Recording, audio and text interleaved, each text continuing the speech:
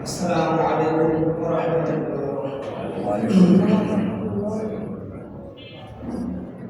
الحمد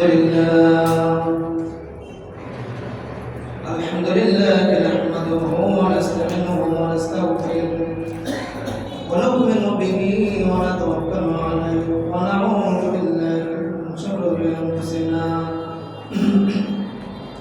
ومن سيئات أعمالنا من يهده الله فلا مضل له ومن يضلل فلا هادي له ونشهد أن لا إله إلا الله وحده لا شريك له أما بعد فأعوذ بالله من الشيطان الرجيم. بسم الله الرحمن الرحيم. واعتصموا بحبل الله جميعا ولا تفرقوا. صدق الله العظيم وصدق رسوله النبي الكريم. إن الله وملائكته يصلون على النبي يا أيها الذين آمنوا صلوا عليه وسلموا تسليما. اللهم صل على محمد وعلى آل محمد كما صليت على إبراهيم وعلى آل إبراهيم إنك حميد مجيد.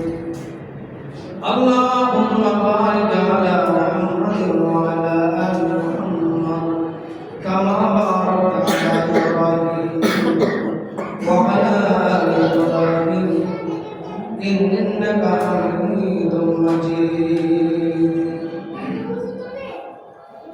আলহামদুলিল্লাহ, মহান মালিকের দরবারে শুকরানা জ্ঞাপন করি যে মহান মালিক আজকে শুক্রবার জুমার দিন আল্লাহর ঘর মসজিদে আসা এবং বসার মতন তৌফিক দান করেছেন। এজন্য মহান মালিকের দরবারে শুকরানা আদায় করি আলহামদুলিল্লাহ। আল্লাহ রব্বুল আলামিনের অসংখ্য অগণিত শুকরানা জ্ঞাপন করি যে মহান মালিক দুনিয়ার সমস্ত কাজকর্ম থেকে বাছাই করে আল্লাহ তাআলা আমাদেরকে পছন্দ করেছেন বিদায় আমরা মসজিদে আসতে পারলাম, বসতে পারলাম। আমি যে আয়াতখানা তেলাওয়াত করেছি পবিত্র কালামুল্লাহ শরীফ সূরাতুল আনআমের সূরাতুল আলী ইমরানের 103 নম্বর আয়াত।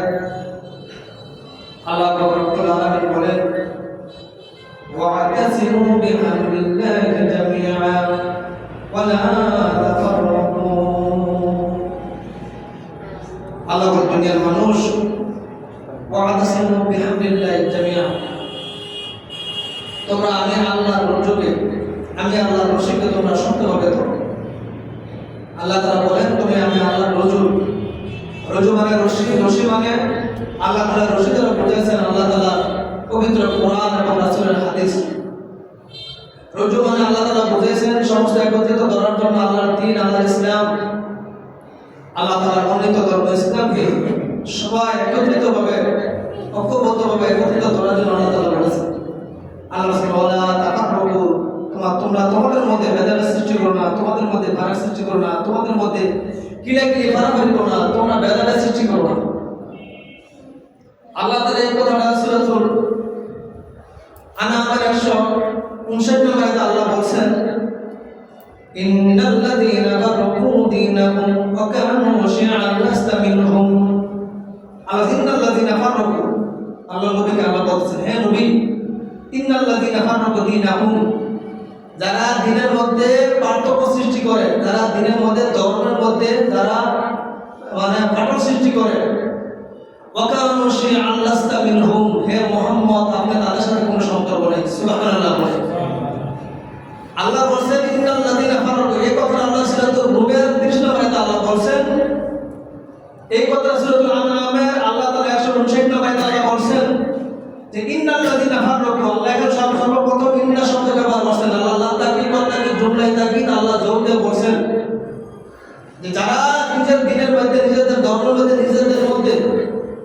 ফাটল সৃষ্টি করে, ইন্নাল্লাযীনা ফাররাকু দীনাহুম, এবং দিনকে টুকরা টুকরা করে দিনের মধ্যে ফাটল সৃষ্টি করে, ওয়া কানু শি'আন লাস্তা মিনহুম, হে মুহাম্মদ তাদের সাথে আপনার মুহাম্মদের কোনো সম্পর্ক নাই। আর মানে আল্লাহ তাআলা বুঝাইতেছেন, আল্লাহ তাআলা চান না যে আমরা আল্লাহর প্রতি ঈমান আনার পরে আল্লাহ রাসূলকে বিশ্বাস করব। আল্লাহ তাআলা চান না যে আমাদের মধ্যে আমরা কিলাকিলি করা করে আমাদের মধ্যে ভেদাভেদ সৃষ্টি করি। এখন কথা হলো, আমরা মুসলমান কেউ নামাজ পড়ুক আর না পড়ুক, কে ধর্মের বিধান ঠিক মতো করুক না করুক, কোনো মানুষ যদি ইসলামকে ধর্মকে বিশ্বাস করে যে লা ইলাহা ইল্লাল্লাহ মুহাম্মাদুর রাসূলুল্লাহ, তাহলে যদি নিজেকে মুসলিম দাবি করে, সে ইসলাম ধর্ম মানব না মানব, কিন্তু সে চায় যে মুসলমান সবাই একত্রিত থাকে। কিন্তু আমরা দেখেন, আমরা আমাদের মুসলমান এক মুসলমানকে কাফের করতেছি, এক মুসলমান আরেক মুসলমানকে মওদুদির দালাল করতেছি, এক মুসলমান আরেক মুসলমানকে ইহুদি খ্রিস্টানদের দালাল করতেছি, এক মুসলমান আরেক মুসলমানকে বিভিন্ন গালিগালাজ করতেছি। আমরা আমাদের মধ্যে ঠিক নাই। এর মধ্যে অন্যতম হলো, যারা আমরা কোরআন হাদিসের বাণী শোনাই, মানুষকে ধর্মমুখী করি, মানুষকে ধর্মের বাণী শোনাই, যারা ধর্মের কোনো আলেম ওলামা আপনারা মাথার ক্লাস মনে করেন, এখন বলেন দেখি আলেম ওলামাদের কি ঐক্য আছে নাকি আমাদের মধ্যে ভেদাভেদ আছে? যখন আমাদের মধ্যে ভেদাভেদ আছে না, আমাদের মধ্যে মিল মহব্বত নেই, আমাদের মধ্যে মিল মহব্বত নেই। আমরা নিজেরাই ঠিক না, আমরা নিজেরা আমাদেরকে কোন হাদিস শোনাই, কোন বাণী শোনাই, আমাদের মধ্যে নিজেদের মধ্যে আমাদের মধ্যে সম্পর্ক ঠিক নেই। আমি গত জুমায় যে কথাটা বলছিলাম, আলোচনা থেকে গেছিলাম যে আমরা হুজুররা কেন একত্রিত হইতে পারি, কেন আমাদের মধ্যে কিলাকিলি ভালো। এখন যদি আমি এই কথা বলতে চাই তাহলে কিন্তু বিপদ হয়ে যাবে। আর আমি যদি এখন সব কথা তুলতে চাই তাহলে অবশ্যই বিপদ কাকে বলে আগে বলে আপনাদেরকে। কোন মানুষ একটা পাপ করলো, অপরাধ করলো, আগে বিপদের সংখ্যাটা শুনে। কোন মানুষ একটা অপরাধ করলো, অপরাধ করার পরে যদি তার অনুপস্থিতিতে যদি এই দোষটা বলা হয়, এটাকে বলা হয় বিপদ। মানে দোষটা করছে, যদি তার অনুপস্থিতিতে বলা, এটা কি বলা হয়? বিপদ। আর কিন্তু সে দোষটা করে নাই, যদি তার নামে চাপিয়ে দেওয়া হয়, এটা বলা হয় তহমত, মিথ্যা অপবাদ। তো গীবত আমরা সবাই জানি, গীবত বলা হারাম। এটা আল্লাহ রাসূল জোরালোভাবে নিষেধ করেছেন, আল্লাহ কোরআনে বলেছেন। এখন আপনারা জানেন না, কিছু কিছু ক্ষেত্রে গীবত বলা ফরজ, কিছু কিছু ক্ষেত্রে গীবত বলা ফরজ। এর মধ্যে আপনাদেরকে আমি দুই একটা এক্সাম্পল দিই। বিচারক যখন বিচার করে, আমি মূল আলোচনা যাইতেছি, বিচারক যখন বিচার করে, ওই বিচারকের সামনে, সেটা মেম্বার হোক, চেয়ারম্যান হোক, এলাকার মাধ্যম হোক, ওই বিচারকের সামনে যিনি বাদী আছেন তার দোষ ত্রুটিগুলো তুলে ধরা তার জন্য ফরজ। যদি গীবত হয়ে যায় তথাপি জায়েজ আছে। বিচারকের সামনে একজন ব্যক্তির দোষ ত্রুটি যদি সে করে থাকে, বলা কি আছে? জরুরি কি আছে? কারণ যদি তার দোষ ত্রুটিগুলো বিচারকের সামনে যদি তুলে না ধরে, তার বিচারক সঠিক বিচার করতে পারবে না। আর যদি সে গোপন রাখে, তা যিনি নির্দোষ ব্যক্তি উনি অপরাধী হয়ে যাইত, আর অপরাধী ব্যক্তি নির্দোষ হয়ে যাইত। এই জন্য কাজীর সামনে, বিচারকের সামনে, যদিও তার বিরুদ্ধে গীবত হইতেছে, তথাপি বিচারকের সামনে, কাজীর সামনে গীবত বলা কি আছে? জায়েজ আছে। এক পয়েন্ট। দ্বিতীয় নম্বর পয়েন্ট, বিবাহ শাদী। বিবাহ শাদীর ক্ষেত্রে আপনাকে একজন জিজ্ঞাসা করলো, ভাই আপনি এলাকায় একটা ছেলেকে ছিলেন, আমরা চিনি, তার আচার আচরণ কেমন? এখন সে রাতে গাঁজা বাজে, দিনে গাঁজা টানে, রাতে গাঁজা বাজে, দিনে গাঁজা টানে। এখন এরকম একটা ছেলে সম্পর্কে যদি আপনাকে জিজ্ঞেস করে ছেলেটা কেমন, এখন আপনি কি বলবেন ছেলেটা ভালো? আর আপনাদের বলবেন কি বিবাহ শাদী ফরজ কাজ শাদী লাগাই দিন, আরে জোড়া বাইতে দিন। শোনেন, বিবাহ শাদীর ক্ষেত্রে যদি ছেলে মেয়ের কোনো দ্রষ্টুটি থাকে, যদি কোনো দ্রষ্টুটি থাকে, যদি আপনি ডাইরেক্ট না বলতে পারেন, তাহলে আপনি ইনডাইরেক্ট বলবেন যে তার ভালো করার খোঁজ খবর নেন। কথা বুঝতে পারলাম না? কি বলবেন? তার ভালো করে খোঁজ খবর নেন।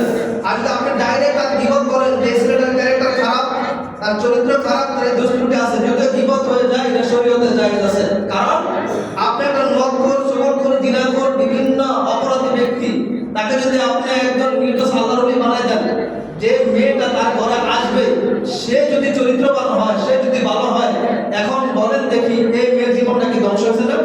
কেন ধ্বংস হলো? আপনি একটা মিথ্যা সাক্ষী করার কারণে, সাফাই দেওয়ার কারণে আপনি এখানে তার জীবন নষ্ট হয়ে গেল। এই জন্য বিবাহ সাথীর ক্ষেত্রে যদিও কি কথা হওয়া যায়, বলা কি আছে? দ্বিতীয় পয়েন্ট, আপনি এখান থেকে বিপদের পয়েন্টটা বলতেছি যে জায়েজ আছে। আপনি এক জায়গায় গেলেন, মনে করলেন এখান থেকে আপনি দিনাজপুর গেলেন, রংপুর গেলেন, তো যাওয়ার পরে বলতেছেন ভাই এখানে আপনি আলু কিনেছিলেন, এই গ্রামে আপনি এটা না খাও, আপনি আলু কিনেছিলেন, আবার আলু কি আলু গাছ আমাদের গ্রামে কি করে? আলু কিন্তু আমরা জানি সে মাস্টারগিরি করে। না না ভাই, মাস্টারগিরি করে এই ঢাকা থাকে, ঢাকা থেকে এরকম আলু কিন্তু আমরা চিনি না। ঢাকা থেকে আমরা একটু আলু কিনি, কথা বলতে পারলাম না। ঢাকা থেকে এরকম আলু কিনি আমরা, এরকম আলু কিন্তু আমরা চিনি না। ভাই আপনি কয়েকজন জিজ্ঞাসেন, এখন আপনি ভাবতেছেন যেহেতু তার পায়ে একটা সমস্যা আছে, কি আছে? যারা বলেন মানে সে একটু ল্যাংড়ায় হাঁটে। এখন আপনি ভাবতেছেন আরে আলু কিনে আমি 1 ঘন্টা ধরে খুঁজি তার পাই না। এখন আপনি বললেন যে ভাই তার পায়ে একটু সমস্যা, সে একটু ল্যাংড়া। ও আপনি ল্যাংড়া আলু কিনে কথা বলছেন? কার কথা বলছেন? ল্যাংড়া আলু কিনে কথা। ল্যাংড়া আলু কিন্তু আমাদের এলাকায় একটা আছে, সুতরাং সেটা ল্যাংড়া, তাই এলাকার সবাই তার ল্যাংড়া ডাকতে, দেখো তার নাম বিগত হয়ে গেছে, এখন তার আলু কিনে ছিল না, কিন্তু ল্যাংড়া বলার সাথে তাকে কে চিনছে? যদি এটা বিগত হয়ে গেছে, শরীয়তে কি আছে? জরুরি কি আছে? জায়েজ আছে। 3 নম্বর পয়েন্ট, 4 নম্বর পয়েন্ট, কোরআন এবং হাদিস।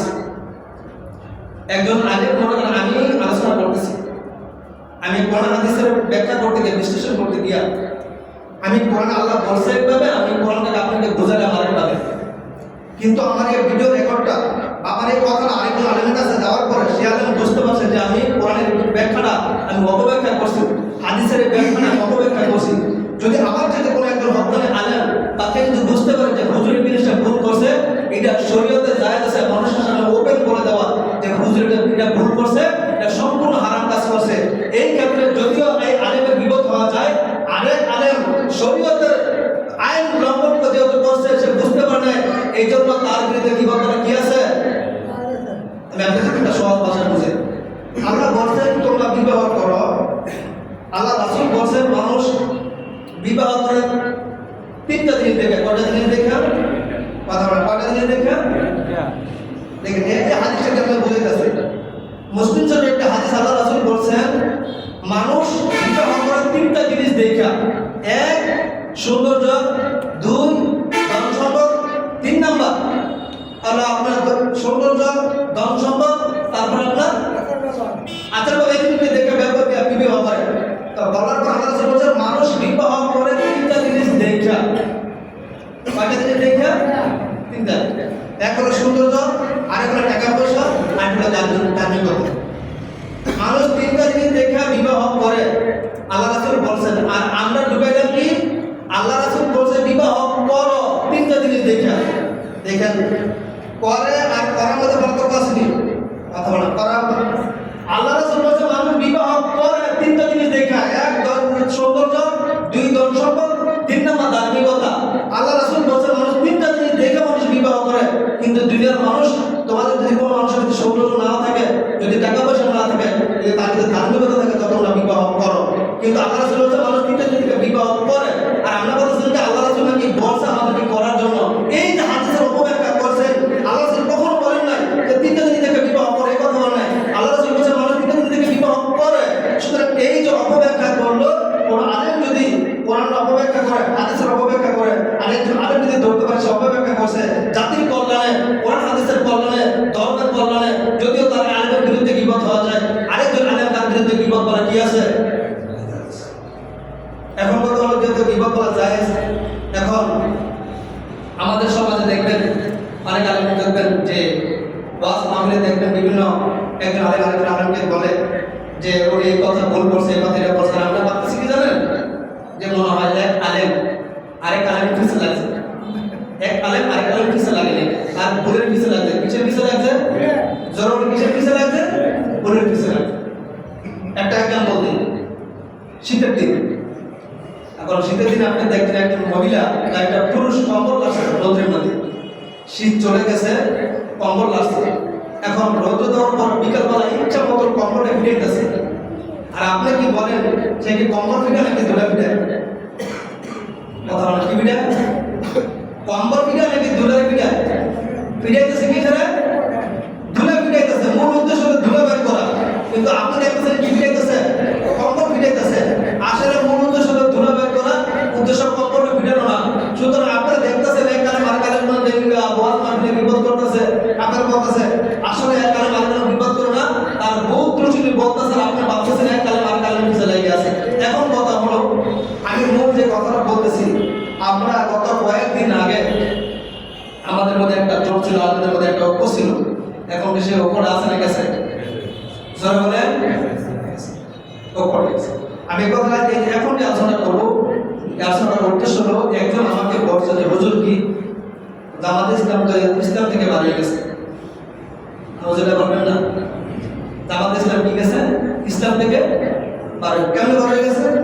এতে জামাত ইসলাম আলাদা হয়ে গেছে। জোটটা ছিল কয়টা? 11 জন। কয়জন? কথা বলেন কয়জন? 11 জন। এখন জোট থেকে 1200 কয়টা?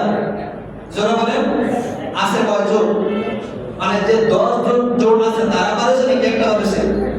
জোরে বলেন 1200 কয়টা? 1200 একটা নাকি 10টা 1200? 10টা ঠিক আছে, 1200 কয়টা? এই একটা পরিচয় করে দিলেন। এখানে আবার রাজনীতি আলোচনা নয়, আপনি দেখে দিলেন যে কষ্টটা সেটা তুলে দেবেন। শোনেন, বিগত আওয়ামী সরকারের সময় এমন কোন আলেম আছে যে হক কথা বলার পরে জেল জুলুম গুম হত্যা হয় না? এরকম আলেম আছে? মসজিদের মিম্বারও যদি কোনো আলেম হক কথা বলতো তার জেল হতো, তারা জুলুম হতো, তারা হুমকি দিত, তার চাকরি চলে যেত। কিন্তু আমাদের দেশে একটা আল্লাহর আছে, মানে মাঝে মাঝে হুমকার দিচ্ছে, উনি কি কোনোদিন জেল খাটছেন? কথা বলেন জেল খাটছেন কোনোদিন? কথা বলেন জেল খাটছেন কোনোদিন? আপনি দেখেন ওনার একটু চরিত্র তুলে ধরে কোনো দিন জানার সত্ত্বেও তুলে যায়। শোনেন, উনি বিগত 17 বছর আওয়ামী লীগের দাঁড়ানি করে আসছে। কয় বছর? 17 বছর আওয়ামী লীগের দাঁড়ানি করে আসছে। চরমনাই পীর কেন দাঁড়ানি করছেন? এই বিগত 17 বছর আলেম ওলামাদের যদি শত্রু হয় আওয়ামী সরকার, কিন্তু সবচাইতে ইসলামিক যে জোট আছে, যে ইসলামিক আন্দোলন যে দলটা আছে এবং তার আমির আছে চরমনাই পীর ফজল করি, উনি সবচাইতে ভালো বন্ধু ছিল আওয়ামী লীগের এই ফজল করি। দেখেন আপনারা 2015 সাল কেন তাকে এত মহব্বত করতেন আওয়ামী সরকার? কেন মহব্বত করতেন? 2015 সালে 26শে মে সৌদি আরবের রিয়াদ থেকে চরমনাই পীর সাহেবকে গ্রেফতার করেন সৌদি সরকার। ইতিহাস শোনেন, এমন কোন বাপেরা যদি প্রমাণ করতে পারে ইতিহাস একটা মিথ্যা করছি, তাহলে জিব্বাটা আলাদা কেটে হবে। 2015 সালে সৌদি আরবের রিয়াদ থেকে চরমনাই পীর সাহেবকে সৌদি পুলিশ তাকে চরমনাই পীরকে গ্রেফতার করেন 2015 সালের 26শে মে। যখন চরমনাই পীর সাহেবকে যখন 2015 সাল থেকে সৌদি সরকার যখন পুলিশ যখন তাকে গ্রেফতার করে, তখন তাদের নিম্ন শ্রেণী থেকে উচ্চ শ্রেণী যত চরমনাই পীর মুরিদান আছে, যত উচ্চ লেভেলের লোক আছে, সবাই চেষ্টা তদবির যখন ব্যর্থ হয়েছে, তখন যে বাংলাদেশ থেকে দফায় দফায় মিটিং মিছিল করে যখন তাদের সমস্ত চেষ্টা তদবির ব্যর্থ, তখন বাংলাদেশের পররাষ্ট্র মন্ত্রণালয় এবং সরকারের অক্লান্ত পরিশ্রম এবং চেষ্টার বিনিময়ে অক্লান্ত পরিশ্রমের কারণে তখন 7 জুলাই যখন চরমনাই পীর সাহেব 41 দিন পর সৌদি আরব রিয়াদের জান্নাত থেকে মুক্তি পায়। কতদিন পরে? কতদিন পরে? একটানা 40 দিন পরে উনি সৌদি আরবের 2015 সালে উনি যখন 40 দিন জেল কাটার পরে উনি যখন 7 জুলাই যখন উনি মুক্তি পায়, তখন থেকে তার মধ্যে একটা আলাদা ভালোবাসা মহব্বত সৃষ্টি হয়ে যায়। তারপরে উনি কি করলেন? উনি তার এক মেয়ে বিবাহ দিয়েছেন, অলিমা করছেন। আওয়ামী লীগের এমন কোন নেতা কর্মী না উনি দাওয়াত দেন না। কথা আপনারা দেখছেন না? এমন কোন নেতা কর্মী কি দেয় নাই? দাওয়াত দেয় নাই। 2018 সালের নির্বাচন দিকে তাকায় দেখেন, যখন আপনার বিএনপি যখন নির্বাচন বর্জন করছে, যখন আপনি জামাত ইসলাম নির্বাচন বর্জন করছে, অন্যান্য দল যখন নির্বাচন বর্জন করছে, তখন আওয়ামী সরকার কি করছেন? নিজের একটা দল গঠন করছেন, তার নাম তৃণমূল। নিজে একটা দল গঠন করছে এবং এই চরমনাই পীর সাহেবকে ইসলামিক আন্দোলনকে চরমনাই পীর সাহেবকে একত্রিত করে 2018 সালে নির্বাচন করছেন এবং বহির্বিশ্বকে দেখাইছেন যে তৃণমূল আমাদের বিরোধী দল আছে এবং ইসলামিক আন্দোলন চরমনাই পীর আমাদের বিরোধী দল আছে। বহির্বিশ্বকে দেখাইয়া 2018 সালে নির্বাচনের ক্ষমতা চায় আওয়ামী সরকার।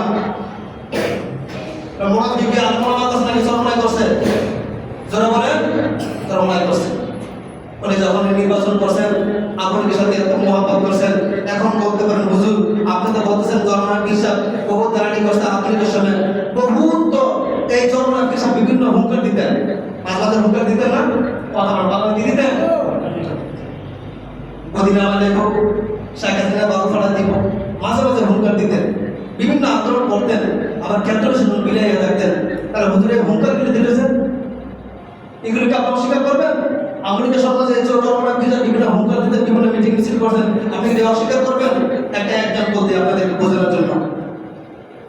সন্তান তার মাকে বলতেছে, কিরে বাবা তুই যে বিয়ে করলি আর বউ করে আনলি, আনার পর থেকে তো তোর বউ একদিন আমাদেরকে শান্তি দেয় না, এই যে সিলাসিলি এই যে বকাবকি করে, তোরা আমি 10 মাস গজে বরদাস করলাম, তোরা এত লালন পালন করলাম, তুই তোর বউকে একদিন শাসন করলি না?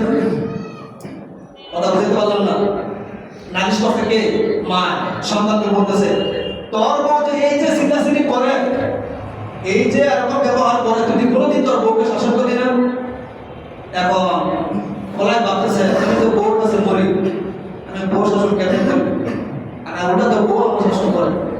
ফলাই বলতেছে একদিন 2 দিন ভাই অভিযোগ দিতেছে, একদিন ফলাই বলতেছে শোনো বউ কি আমার মাকে একা তোমার নামে নালিশ দেয়, মা বাবা একদম আমার কত অসন্তুষ্ট। এখন শোনো তোমার যে আমি মা বাবার সামনে 2 একটা কথা বলবো, কি করবো মা বাবার সামনে? কথা বুঝতে পারলাম না। মা বাবার সামনে তোমার 2 একটা কথা বলবো, 2 একটা দমক দেবো, 2 একটা গালিগালাজ করবো, কিন্তু তোমার যে এসব বলবে এটা আমার মুখের কথা, আমার অন্তরের কথা। কথা বুঝতে পারলাম না। তোমার আমি মা বাবার সামনে 2 একটা দমক দেবো, 2 একটা ঘেঁষে দেবো, 2 একটা কথা বকাঝকা করবো, কিন্তু মা বাবার তোমার সান্ত্বনা দেয় না, মা বাবা তোমার প্রতি অসন্তুষ্ট না, তো মা বাবা বুঝে দেবে আমি বউর কাছে মরে দিয়ে গেছি গা। এখন মা বাবার সান্ত্বনা দেওয়ার জন্য মাঝে মাঝে তোমার আমি বকাঝকা করবো, কিন্তু এটা আমার মুখের কথা, এটা আমার কিছু কথা না, অন্তরের কথা না। সুতরাং তারা যদি হুঙ্কার দিয়ে থাকে, যদি মিটিং মিছিল করে, যদি আন্দোলন করে থাকে, এটি দেশের মানুষকে, সারসুদার মানুষকে, ধর্মপুরের মানুষকে বোকা বানানোর জন্য তারা হুঙ্কার দিচ্ছে, আসলে করবে তাদের আপনার বিষয়ে তরত তাদের সাথে সম্পর্ক ছিল।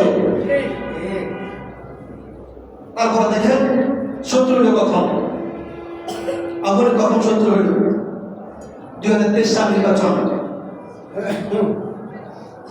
2023 সালে যখন বরিশালে সিটি কর্পোরেশন নির্বাচন হয়, 2023 সালে বরিশালে যখন সিটি কর্পোরেশন নির্বাচন হয়, মেয়র নির্বাচন, তখন কৃষক ভাবলেন এত চেষ্টা তদবির করলাম কিন্তু একটা আসনও পাইলাম না। 2018 সালে আসন পাইলে আছে মন্ত্রিত্ব পাওয়ার কাজ চেষ্টা করতাম, কিন্তু কোনো আসনই পাইলাম না। কিন্তু যত কোনো আসন পাইলাম না, এখন দেখি বরিশালে সিটি কর্পোরেশন মেয়র নির্বাচন করে আমি সিটটা পাই কিনা। উনি কি করলেন? 2023 সালে যখন বরিশালে সিটি কর্পোরেশন নির্বাচন করেন, আমেরিকার কথা হলো তোরা আমরা 13 দিন টাকা দিব, তোর মুনাফিকি করবি, কিন্তু তোর ক্ষমতা দিতাম না, তোর চেয়ার দিতাম না। আমেরিকা কি করলেন? যখন সিটি কর্পোরেশন নির্বাচন হয়, আমেরিকার নেতা কর্মীরা বিন্দু পরিমাণ তাকে ছাড় দেন নাই। যখন নির্বাচন ময়দানে যখন উনি বিভিন্ন জোর করছেন, তখন চেয়ারে বাড়ির ঘুষির মাধ্যমে আমরা দাঁত পাওয়ার শহীদ হয়ে যায়। দাঁত পাওয়ার কি হয়ে যায়? দেখেন না একবার দাঁত পাওয়ার কি হয়ে যায়? শহীদ হয়ে যায়।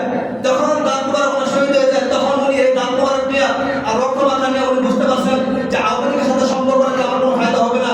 তখন উনি রক্তমাখা দিয়ে রাজপথে করছিলেন যে যতক্ষণ পর্যন্ত আমার রক্তের প্রতিশোধ না নেই, ততক্ষণ পর্যন্ত এই ব্রিটিশ সরকার আওয়ামী সরকার ক্ষমতা থেকে বিচ্যুত না করতে পারি, ক্ষমতা থেকে না নামাইতে পারি, ততক্ষণ পর্যন্ত আমি ফজল করির মাছ থাকবো না। তখন আমেরিকা তার শত্রু হয়ে যায়। 2023 সালে ওরা যখন শত্রু হয়ে যায়, যখন 2024 সালে যখন জামাত ইসলামকে আওয়ামী সরকার নিষিদ্ধ করে, আওয়ামী সরকার যখন জামাত ইসলামকে 2024 সালে যখন নিষিদ্ধ করার পরে যখন 2025 সালে যখন 2024 সালের শেষে যখন আওয়ামী সরকার পতন হয়, ব্রিটিশ সরকার যখন পলায়ন করে, দেশ থেকে পালায়, 2024 সালে আওয়ামী জামাত ইসলামকে নিষিদ্ধ করছেন। 2025 সালে আসার পরে আল্লাহ রাসূল আমাকারুল্লাহ আল্লাহু খায়রুল মাকিরিন, দুনিয়ার মানুষ তোমরা ষড়যন্ত্র করো, তোমরা কৌশল করো, তোমরা কৌশল করতে থাকো, আল্লাহু খায়রুল মাকিরিন, আমি আল্লাহ আসমান থেকে পরিকল্পনা করতে থাকি। সুবহানাল্লাহ বলেন। যখন 2024 সালে জামাত ইসলামকে যখন নিষিদ্ধ করা হয় আওয়ামী সরকার, তখন 2025 সালে জনপ্রিয়তার শীর্ষে তখন জামাত ইসলাম হয়ে যায়। সুবহানাল্লাহ বলেন। এখন বজুল করিমের চরমনে কৃষ্ণ মাথা নষ্ট হয়ে যায়। কিরে মুনাফিকি 17 বছর করলাম, কোনো কিছু পাইলাম না, ব্রিটিশ সরকার পালাইলো। এখন যদি বিএনপি সরকার যদি জোর করি, মানুষ আমাকে আবার মুনাফিক বলবে। এখন যেহেতু সবাই মানুষ যখন জামাত ইসলামকে সাপোর্ট করে, এখন বিএনপির সাথে জোট করা সম্ভব নয়, আমি জোটটা করি ইয়ার সাথে যত তার জনপ্রিয়তা আছে তখন উনি কি করলেন, এই জামাত ইসলামের সাথে উনি জোট করলেন। এখন আমার প্রশ্ন, যে জামাত ইসলামকে চরমনায় বিশ্বাস সারা জীবন রাজাকার করে আছে, যে চরমনায় বিশ্বাসকে আকিদা সমস্যা বলেছে জামাত ইসলামকে, উনি যখন জোট করলেন, জোট করার পরে ওনাকে যখন সিট দেওয়া হয়, 60টা কিংবা 50 সিট দেওয়া হয়, ওনার যখন বাক বন্টন ঠিক মতো হয় না, 6-7 মাস 1 বছর পর উনি আমার জোট থেকে বাড়িয়ে গেলেন। উনি বুঝতে পারলেন আমি ফায়দা এখান থেকে লড়তে পারবো না। উনি যখন ওনার মন মতো হয় নাই, তখন উনি কি করলেন, উনি রোগের উপর উনি বলছেন আমি আর জামাত ইসলামের সাথে নাই, কারণ জামাত ইসলাম আকিদা সমস্যা আছে, জামাত ইসলাম ইসলামের মধ্যে নাই, উনি বের হয়ে গেলেন। এখন আমার কথা, উনি তো জামাত ইসলামকে নতুন চিনে না, যেহেতু খারাপ, উনি গেলেন কেন? গেলেন, উনি আসলেন কেন? কথা বুঝেন, গেলেন কেন? আবার উনি বের হয়ে গেলেন কেন? বের হয়ে যাওয়ার পরে উনি যে নগদ বিছানাকে যে অপবাদ দিছে, অপবাদের মধ্যে অন্যতম অপবাদ হলো যে জামাত ইসলাম এই দেশে শরিয়া বাস্তবায়ন করবে না। কারণ যখন খ্রিস্টান যখন এই যে অধিবেশন যখন জামাত ইসলামের সাথে যখন মিটিং করে, তখন উনি বলছিলেন, তাকে বহির্বিশ্বে জিজ্ঞাসা করছিলেন, আপনি যদি ক্ষমতায় যান, আপনি কি ইসলাম কোরআন হাদিস অনুযায়ী আপনি কি দেশ চালাবেন, নাকি বর্তমান যে নিয়ম চলতেছে এই সংবিধান অনুযায়ী দেশ চালাবেন? তখন জামাত ইসলাম বলছিলেন, আমরা বর্তমান সংবিধান অনুযায়ী দেশ চালাইব, কোরআন হাদিস বা শরিয়া মোতাবেক আমরা দেশ চালাইব না। এখন উনি কথা কেন বললেন? এই অজুহাত ধরে উনি জোট থেকে বাড়িয়ে গেলেন। এখন আর আসেন, উনি কেন কথা বললেন? মরা গরুর গোশত খাওয়া হালাল না হারাম? কথা জোরে বলবেন, মরা গরুর গোশত খাওয়া হালাল না হারাম? শুকর খাওয়া হারাম, রক্ত খাওয়া হারাম। এই কথা আল্লাহ সূরাতুল মায়েদা 3 নম্বরে আল্লাহ বলেছেন, হুরমাত আলাইকুমুল মাইতাতু ওয়াদ দামু ওয়া লাহমাল খিনজির। আল্লাহ বলেন, হুরমাত আলাইকুমুল মাইতাতু ওয়াদ দামু ওয়া লাহমাল খিনজির ওয়া মা উহিল্লা বিহি লিগাইরিল্লাহ। সূরাতুল মায়েদা 3 নম্বরে আল্লাহ বলেছেন, হুরমাত আলাইকুমুল মাইতাতু, দুনিয়ার মানুষ আমি তোমাদের জন্য হারাম করেছি মৃত প্রাণী। হুরমাত আলাইকুমুল মাইতাতু ওয়াদ দামু ওয়া লাহমাল খিনজির, তোমাদের জন্য আমি হারাম করেছি রক্ত এবং শুকর, এবং আমি আল্লাহর নাম ছাড়া অন্য কারো নামে যদি কোনো পশু জবাই করে, সেটা যদিও গৃহপালিত পশু হয়, গরু হয়, ছাগল হয়, আমি আল্লাহর নাম ছাড়া যদি অন্য কোনো নামে জবাই করা হয়, সেটা তোমাদের জন্য খাওয়া হারাম। তার মানে রক্ত খাওয়া হারাম, শুকর খাওয়া হারাম, যদি মৃত প্রাণী খাওয়া হারাম, আর আল্লাহর নাম ছাড়া অন্য কারো নামে জবাই করলে এই প্রাণী খাওয়া কি হারাম। এখন দেখেন, এখন আল্লাহ এই আয়াতের শেষের অংশে বলছেন, আপনারা কি জানেন বিপদে বলে যে শুকরের গোশত আর মরা গরুর গোশত খাওয়া জায়েজ আছে? এখন আমরা চিন্তা করবেন না, বিপদে বলে মরা গরুর গোশত খাওয়া কি আছে? জোরে বলেন, বিপদে বলে শুকরের মাংস খাওয়া জায়েজ আছে, বিপদে বলে মরা গরুর গোশত খাওয়া জায়েজ আছে। সূরাতুল মায়েদা আল্লাহ সর্বপ্রথম এই 3 নম্বর আয়াতে আল্লাহ প্রথম অংশে আল্লাহ বলেন, আমি তোমাদের জন্য 4টা প্রাণী, 4টা জিনিসের রক্ত খাওয়া, প্রাণী খাওয়া তোমাদের জন্য হারাম করলাম। তারপরে এই আয়াতের শেষের অংশে বলছে, মানুষ যদি তোমাদের জীবন বাঁচানো উপক্রম হয়ে যায়, তোমাদের জন্য আমি মরা গরুর গোশত আর শুকর খাওয়া হালাল করে দিয়েছি। সুবহানাল্লাহ বলেন। এখন উনি যে বলছেন, জামাত ইসলাম যে বলছেন যে আমি শরীয়ত বাস্তবায়ন করবো না, উনি কি সহজে বলছেন নাকি সিফাত করে বলছেন? জোরে বলেন, সিফাত করে বলেন। এখন আল্লাহ আছেন, সিফাত করে জায়েজ কোনটা? আল্লাহ তাআলা বলছেন, আল্লাহ রাসূল বলছেন, এক সাহাবী, আমার দিকে তাকান ভাই, এক সাহাবী তার স্ত্রীকে বলছেন, এই আমার বোন। আল্লাহ রাসূল বলছেন, সে কি তোমার বোন হয়? না, ইয়া রাসূল, সে আমার স্ত্রী হয়, সে আমার বউ। তুমি যে বোন বললা, আল্লাহ রাসূল বলছেন, আমি এমনটা পছন্দ করি না। স্ত্রীকে বোন বলা শরীয়তে কি নিষেধ করছে আল্লাহ রাসূল। স্বামী তার স্ত্রীকে ভাই বলা, স্ত্রী তার স্বামীকে ভাই বলা, স্বামী তার স্ত্রীকে বোন বলা, এটা শরীয়তে সাপোর্ট করে না। এখন আল্লাহ আসেন, সহিহ বুখারী এবং মুসলিম শরীফে হাদিস, ইব্রাহিম আলাইহিস সালাম তার স্ত্রীকে বোন বলছেন। কি বলছেন? কথা বলেন না। ইব্রাহিম আলাইহিস সালাম তার স্ত্রীকে কি বলছেন? বোন বলছেন। ইব্রাহিম আলাইহিস সালাম তার স্ত্রীকে বোন বলছেন। সহিহ বুখারী এবং মুসলিম। উনি কোন কথা বোন বলছেন? যখন উনি এমন এক দেশে গেলেন, এই দেশের বাদশা জালেম স্বৈরাচার, উনি যাওয়ার পর উনি যখন বিপদে পড়ছেন, তখন বলছেন, আমি বিপদে পড়ে গেছি, তুমি যে আমার স্ত্রী এই পরিচয় দিবা না। আমি তো জালেম বাদশার সামনে করতে বলছি যে তুমি আমার বোন হয়, তুমি আমার বউ না। সুতরাং শরীয়তে আল্লাহ রাসূল এখানে নিষেধ করছে, কিন্তু শরীয়তে যত বিপদে পড়ে গেছে, শরীয়তে নিজের স্ত্রীকে বোন বলা কি আছে? জায়েজ আছে। আরেকটা এক্সাম্পল দেখেন, এক সাহাবী কি করলেন? উনি দাঁড়ায় আছেন, শত্রুপক্ষ বলছেন, তুমি এই সাহাবীকে চিনো? সাহাবীর নাম জানে শত্রুপক্ষ, কিন্তু সাহাবীকে চিনে না। ওই সাহাবী কি করলেন, একটু সইরা দুই হাত সইরা অপর জায়গায় গেলেন। উনি কে বলছেন, উনি তো কিছুক্ষণ আগে এই জায়গায় ছিলেন। সুবহানাল্লাহ বলবেন না? কিছুক্ষণ আগে এক সাহাবী বলছেন, শত্রু জিজ্ঞাসা করছেন, এই সাহাবীকে চিনেন আপনি? সাহাবীকে দেখছেন? উনি দুই হাত সইরা যাওয়ার পর বলছেন, উনি তো কিছুক্ষণ আগে এই জায়গায় ছিলেন। এটা কি মিথ্যা কথা হলো না? এটা মিথ্যা কথা নয়, একমত এটা জায়েজ আছে। উনি বলছেন, দেখেন আল্লাহ তাআলা কোরআন শরীফ নাযিল করছে কয় বছরে? দীর্ঘ 23 বছর। কয় বছরে? জোরে কয় বছরে? দীর্ঘ 23 বছর আল্লাহ রাসূল কোরআন শরীফ নাযিল করে, আল্লাহ কোরআন নাযিল করছেন। এখন আমার প্রশ্ন, আল্লাহ কেন দীর্ঘ 23 বছর কোরআন নাযিল করছেন?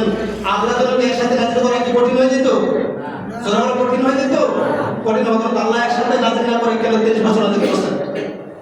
আল্লাহ জানেন আমি যদি ডাইরেক্ট তাদেরকে শরীয়তের আইন একসাথে আমি নাযিল করি, নাযিল করার পর যদি তোমাদের মদ খাওয়া হারাম, তোমাদের জন্য মরা গরু গোশত খাওয়া হারাম, তোমাদের জন্য শুকর খাওয়া হারাম, তোমাদের জন্য হজ ফরজ, তোমাদের জন্য যাকাত ফরজ, পাঁচ ওয়াক্ত নামাজ ফরজ, তোমাদের জন্য সুদের লেনদেন হারাম, তোমাদের জন্য মা বাবাকে গালি দেওয়া হারাম, শরীয়তের সমস্ত বিধান যদি আল্লাহ কোরআন যদি একসাথে নাযিল করলেন আর মানুষের উপর যদি চাপিয়ে দেন, মানুষ বলবে এই ধর্ম থেকে কাফের ধর্মই ভালো। আল্লাহ তাআলা মানুষের খবর জানেন। এজন্য আল্লাহ কালক্রমে সবের পরিস্থিতি বিক্রি করে আল্লাহ কোরআন শরীফ দীর্ঘ 23 বছর নাযিল করেছেন। সুবহানাল্লাহ বলেন। মুআয ইবনে জাবাল একজন সাহাবী, উনি কি করলেন? মুআয ইবনে জাবালকে আল্লাহ রাসূল ইয়ামেনের গভর্নর পাঠাইলেন। হ্যাঁ মুআয, তোমাকে ইয়ামেনের গভর্নর হিসেবে পাঠাইলাম। মক্কা বিজয় লাভ করছেন, দেশ স্বাধীন। দেখেন দেশ স্বাধীন, আল্লাহ রাসূল মক্কা বিজয় লাভ করছেন। হ্যাঁ মুআয এদিকে আসো। ইয়া রাসূলুল্লাহ, তোমাকে ইয়ামেনের গভর্নর করে আমি পাঠাইলাম। তুমি ওই জায়গায় যাওয়ার পর তাদের উপর কোনো লাঠি চাষ করবে না, জোর জুলুম করবে না। প্রথমে তাদেরকে গিয়ে বলবো লা ইলাহা, জোরে বলো লা ইলাহা ইল্লাল্লাহ। যদি তারা এই অংশটা মেনে নেয় তখন বলো ওয়া আকিমুস সালাত, তোমরা নামাজ পড়ো। যদি তারা এটা মেনে নেয় তখন ওয়া আতুস যাকাত, তোমাদের প্রতি যাকাত ফরজ করেছে। যদি তারা এটা মেনে নেয় তখন বলো তাদের উপর হজ আল্লাহ ফরজ করেছেন। এখন আল্লাহ রাসূল তো পারতেন যে দেশ স্বাধীন করে নিয়েছি, মক্কায় বিজয় লাভ করছি, সমস্ত আইন একসাথে তাদের উপর প্রয়োগ করি। আল্লাহ রাসূল বুঝতে পারছেন কার জন্য পরিস্থিতিকে বিক্রি করে আল্লাহ রাসূল তাদের উপর শরীয়ত চাপাইলেন। সুতরাং এখন যদি উনি বলতেন যে শরীয়ত আমি শরীয়তের বাস্তবায়ন করব, গভীর বিষয়টি চাই। আপনি কি মনে চান বলতে আছেন?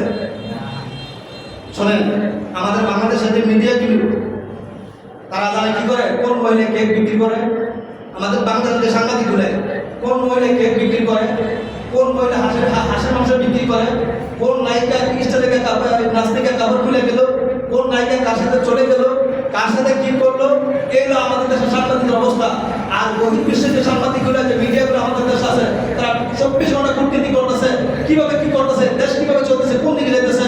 মনে রাখবেন বহির্বিশ্বে কোনো দিন ইহুদি খ্রিস্টানরা কোনোদিন চায় না এই জমিনে ইসলামী শাসনতন্ত্র কায়েম হোক, এই দেশে কোরআন আইন কায়েম হোক। আর অন্যতম হলো ভারত কোনোদিন চায় না কোরআন আইনে বাংলাদেশের কায়েম হোক। তারা জানে যদি এই দেশে কোরআন আইন কায়েম হয় কোনো দিন মুসলমান এই ভারতে দাসত্ব করবে না। এই জন্য তারা সবসময় ষড়যন্ত্র করতেছে, বহির্বিশ্বে ষড়যন্ত্র করতেছে।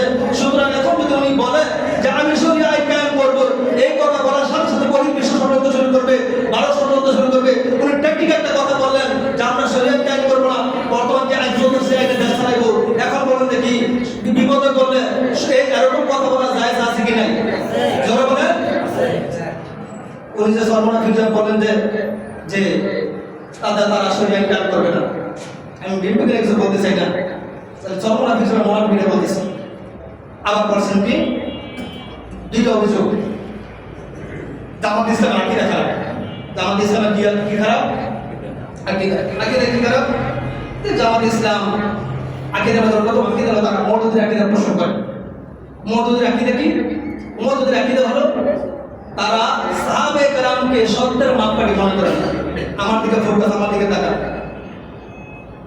তারা একটা অপবাদ দেয় জামাত ইসলাম, তারা মুতাজিলা আকীদা গ্রহণ করে, তারা সাহাবায়ে কেরামকে সত্যের মাপকাঠি মনে করে না। এখন আপনাদের কাছে আমার একটা প্রশ্ন, সাহাবায়ে কেরামকে সত্যের মাপকাঠি নাকি স্বয়ং আল্লাহর রাসূল সত্যের মাপকাঠি? জোরে বলেন। আল্লাহর রাসূল স্বয়ং সত্যের মাপকাঠি কেন? আল্লাহর রাসূলের জীবনের প্রথম থেকে শেষ পর্যন্ত ওনার জীবনে কোনো গুনাহ নাই। আর আল্লাহ সূরা নাজমের 3 নম্বরে আল্লাহ বলতেছেন ওমা ইনতিকা আনিল হাওয়া, আমার নবী মুহাম্মদ কোনো কথা মন করা করে না।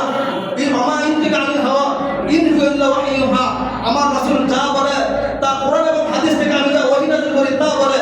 সুতরাং আল্লাহর রাসূলকে পরিচালনা করা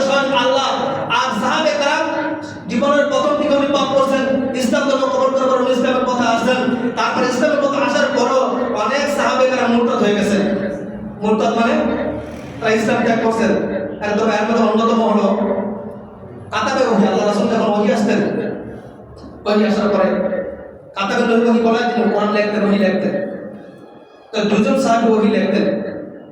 তো কিছুদিন পরে এক সাহাবী বলতেছেন যে আমি মুহাম্মদকে যা বলি মুহাম্মদ তাই লেখে। নাউজুবিল্লাহ বলে। যারা কাতারে ওহী লিখতেন, এই কোরআন আসমান থেকে আসলে লিখতেন, তারা বলতেছেন যে আমি যা বলি মুহাম্মদ তাই বলে। এই কথা বলার পর তারা ইসলাম থেকে বাইরে হলেন, মুরতাদ হয়ে গেলেন দুইজন সাহাবী। এখন সাহাবে কেরামের মধ্যে সাহাবী থাকা সত্ত্বেও তারা মুরতাদ হয়ে গেছে দুইজন সাহাবী। আব্দুল্লাহ ইবনে উবাই রাসূল সাল্লাল্লাহু আলাইহি ওয়াসাল্লামের সবচেয়ে বিশেষ একজন সাহাবী ছিলেন। আব্দুল্লাহ ইবনে উবাই নামাজ পড়তেন, রোজা রাখতেন, হজ করতেন, যাকাত করতেন, আল্লাহ রাসূলের সাথে দিন দরবারে অংশগ্রহণ করতেন। আব্দুল্লাহ ইবনে উবাই সাহাবের মধ্যে মুনাফিকের মধ্যে সবচেয়ে বড় মুনাফিক আব্দুল্লাহ ইবনে উবাই। যদি উনি সাহাবী, সবচেয়ে বড় মুনাফিক। এখন বলেন দেখি সাহাবের নামটি আমাদের সত্যের মাপকাঠি নাকি স্বয়ং আল্লাহ রাসূল আমাদের সত্যের মাপকাঠি? জোরে বলেন, আল্লাহ রাসূল স্বয়ং আমাদের সত্যের মাপকাঠি। এখন কথা হচ্ছে সাহাবে কেরামকে কেন সমালোচনা করা নিষেধ? আল্লাহ রাসূল কিন্তু আবার এক সম্প্রদায় আল্লাহ বলেছেন রাদিয়াল্লাহু আনহু ওয়া রাদু আন, সারা দুনিয়ার মানুষ ছিল তো আবার এক সম্প্রদায় আল্লাহ বলেছেন রাদিয়াল্লাহু আনহু ওয়া রাদু আন, আমি সাহাবে কেরামের প্রতি সন্তুষ্ট, ওয়া রাদু আন, এবং তারা আমার প্রতি সন্তুষ্ট। এই আয়াত দ্বারা তারা ফতোয়া দেয় সাহাবা কেরামকে নিয়ে সমালোচনা করা যাবে না। এটা আমরা বিশ্বাস করি। সাহাবা কেরাম দুষ্ট নিয়ে কোনো সমালোচনা করা যাবে না। তাদের অতীত বর্তমান সব আল্লাহ মাফ করে দিয়েছেন, তাদেরকে নিয়ে সমালোচনা করা যাবে না। এই আকীদা আমরা লালন করি। কিন্তু আমরা এই আকীদা লালন করি সাহাবে কেরাম আমাদের সত্যের মাপকাঠি না, সত্যের মাপকাঠি মুহাম্মদ রাসূলুল্লাহ সাল্লাল্লাহু আলাইহি ওয়াসাল্লাম। ঠিক কিনা বলেন? আমরা তো বিশ্বাস করি, এই আয়াত আমরা তো বিশ্বাস করি। আমরা তো সাহাবা কেরামকে সমালোচনা করি না। তো সর্বনাশ হিসাব করছে যে জামাত ইসলামের আকীদা খারাপ। আগামী জুমা ইনশাআল্লাহ সর্বনাশ হিসাবে যে আকীদা তুলে দেব। একটা কিতাব আমার কাছে আছে, সর্বনাশ হিসাবে কয়েকটা কিতাব আছে আমার কাছে সর্বনাশ হিসাবে। আগামী জুমা ইনশাআল্লাহ একদম দলিল দিয়া সর্বনাশ হিসাবে আকীদা তুলে দেব ইনশাআল্লাহ। সবাই নাই যেন বললাম না। সুতরাং একটা কথা মনে রাখবেন, এই দেশের মাটিতে যতবার ইসলামী দলগুলোয়, যেমন মুফতি জসিমুদ্দিন রহমানী বলেছিলেন যতবার ইসলামী দলগুলো একত্রিত হইতেছে ততবার পিছন থেকে শুরু ঢুকেছে চরমনায় পীর। ঠিক কিনা বলেন? ততবার পিছন থেকে শুরু ঢুকেছে। আমাদের সব মুনাফিক কি করছে? এই মুনাফিকের প্রকাশ্যে আগামী জন্য তার রূপধারণ দেখছে, কতটুকু করছে, তার কিতাবে কি লেখছে, তার বইগুলোর মধ্যে কি লেখছে, আর সে কি করছে আগামী জন্য ইনশাআল্লাহ আলোচনা করবো। আল্লাহ তাআলা বিএনপি ক্ষমতা যাচ্ছে, আমার আসা যায় না, জামাত ইসলাম ক্ষমতা যাচ্ছে, আসা যায় না। কিন্তু আপনি কেন মুনাফিক গেলেন? কেন আপনি মুনাফিক করলেন? কেন আমাদের সাথে মানুষকে আপনি ধোঁকা দিলেন? আল্লাহ তাআলা এই ধোঁকাবাজদের কাছ থেকে আল্লাহ আমাদেরকে হেফাজত করে। আমিন। যারা সনাতন জাতিকে হেফাজত করেন ইনশাআল্লাহ।